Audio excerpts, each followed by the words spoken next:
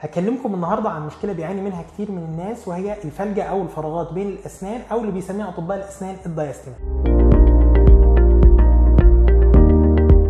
وانا هنا في كلامي اقصد الاسنان الدايمه مش الاسنان اللبنيه، لان وجود الفراغات او الفلجة بين الاسنان اللبنيه ده امر طبيعي ووارد ومش بيحتاج اي تدخل من طبيب الاسنان. خليني في الاول اقول لك ان في ناس كتيره عندهم الفلجة دي وما عندهمش معاها اي مشكله ومتقبلين شكلهم جدا ومش محتاجين ان هم يقفلوها.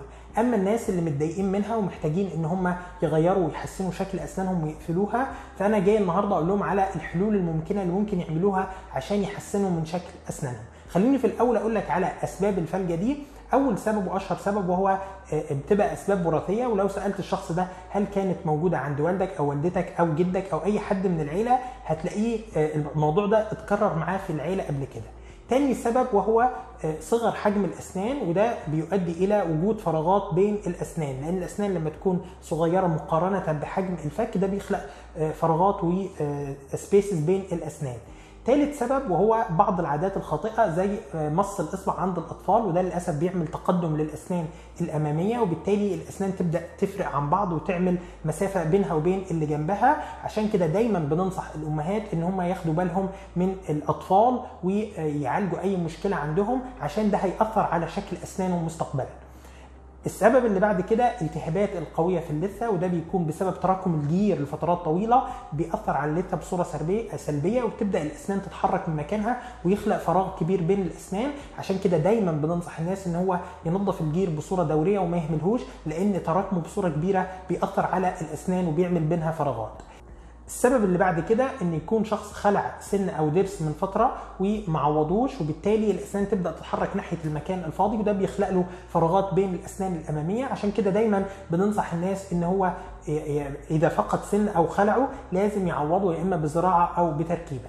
دلوقتي هقول لك على الحلول الممكنه لحل المشكله دي. اول حل وهو الحل الامثل والافضل واللي دايما اطباء الاسنان بينصحوا بيه المرضى، وهو تقويم الاسنان، لان ده بيقفل الفراغات بين الاسنان وبيضم الاسنان على بعضها، وده ميزته ان هو يعتبر الحل الامثل، لان هو ما بيتخسرش اي حاجه من الاسنان ولا ان انت بتضطر انك تركب عليها اي حاجه. مشكله الحل ده ان هو بياخد وقت ويعتبر مكلف شويه ومش متقبل عند بعض الناس خصوصا كبار السن. تاني حل وهو انك تقفل الفراغات عن طريق الحشو الضوئي او حشو الكومبوزيت، وهو بيكون بلون مماثل للون الاسنان. وميزه الحل ده انه يعتبر حل فوري للمشكله، ويعتبر حل اقتصادي ومش بتخسر فيه اي حاجه من سطح السن. مشكله الحل ده ان هو بعد كذا سنه بيبدا لون الحشوه يتغير وبيفرق عن لون السن الطبيعي، وقتها بتضطر انك تغيره وتعمل حشو من اول وجديد.